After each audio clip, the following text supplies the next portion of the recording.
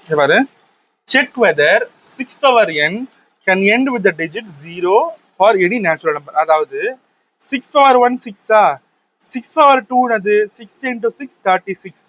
இந்த என்னோட வேல்யூ என்ன போட்டாலும் நேச்சுரல் நம்பர் போட்டாலும் லாஸ்ட்ல 0 வருமா வராதா அப்படின்றது தான் கொஸ்டின். ஓகேவா? இப்ப லாஸ்ட்ல 0 வர மாதிரி நம்பர்லாம் பாரு. இப்போ 10 அப்படின்னா எப்படி பிரிக்கலாம்? 2 5s are 10. ஓகேவா? 100னா எப்படி பிரிக்கலாம்? 10 into 10 எழுதலாமா 100? அப்ப என்ன வரும்? 2 into 5 2 into 5. ஓகேவா? புரியுதா? 1000 வச்சுக்கோங்க, எப்படி எழுதலாம்? 10 into 10 into 10. ஓகேவா? அதாவது 2 into 5 2 into 5 2 into 5. ஓகேவா?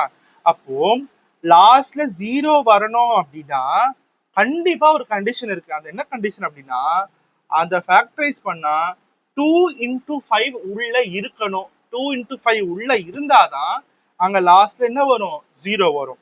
ஆனா இந்த 6 பவர் n இருக்குல்ல, 6 பவர் n பிரிச்சு பாரு. 2 3s தான் 6. ஓகேவா? இதுல 2 இருக்கு, ஆனா 5 இல்ல. ஓகேவா? சோ இங்க என்ன பண்ணோம்? இங்க 5 இல்லாததுனால 6 power n cannot end with 0 because for ending with 0 இல்ல, because 6 power n does not have 5 as a factor. ஓகேவா? இது மேலே எழுதிடணும். for ending with 0 it should have 2 and 5 as factor அப்படின்னு எழுதிட்டு தான் இதெல்லாம் எழுதணும். ஓகேவா? இதுதான் இந்த கொஸ்டின். புரிஞ்சுச்சா?